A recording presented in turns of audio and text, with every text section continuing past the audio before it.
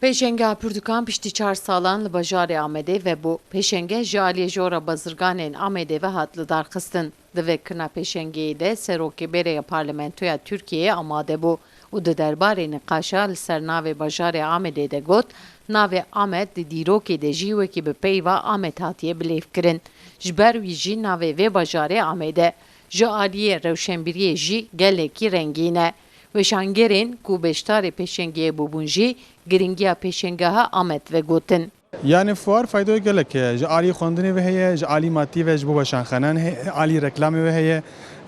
Weşan fuar Amed ji bo Kurdan ekstrem bêjin fayda heye. Çima heye? Çünkü weşanxanî me bêhtir karên xwe li gor fuara Amedê çê dikin. Mesela bu numune îsal van 15-20 rojên dawî teqrîben سطح كتابي نو دركتين يعني فوار نويات درنكتنا يعني باندورن بفي رنجل سر باشانخاني ما انا اللي هلبت باشانخاني ما اللي باندا خوينرين اللي باندا جالن كورن كيم زاده برتوك بكرن او جي كيم زاده بكاربن اداره خو بفي سر في كاري بك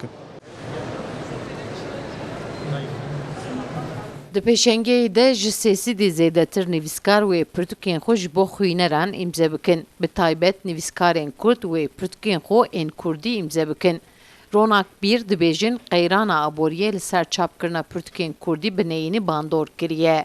Yani rewşa xwendina Kurdî an jî rewşa weşangeriya Kurdî em bêjin her diçe xirab dibe. Xwendin kêm dibe di nava civakê de kitêbên Kurdî û kitêbê din jî bi rastî. Sedema wê belkî sedema bingehîn aborî ye. Aboriya Tirkiye wek têzanîn gelekî xirab bûye. Êdî kitêb standin bûye lüksek ji bo insanan. İnsan ketine derdê debara xwe ya rojane. Buha kitêba gelek zêde bûye. Mesela di nava salekê de bifikire 2 qat buha zêde bûye.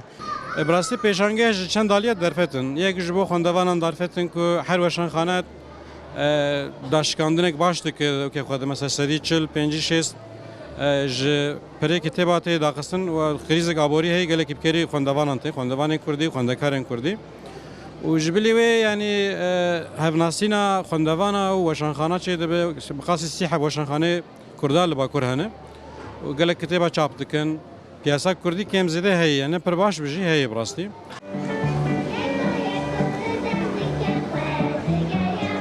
Pêşengeyê de sed û not weşanxane ciyê xwe girt. Ji wan 32 wan weşanxaneyên Kurdî ne. Pêşengeh wê neh rojan vekirî be wê gelek panel jî bêne li darxistin. Sevda Kaplan, Kurdistan TV, Amed.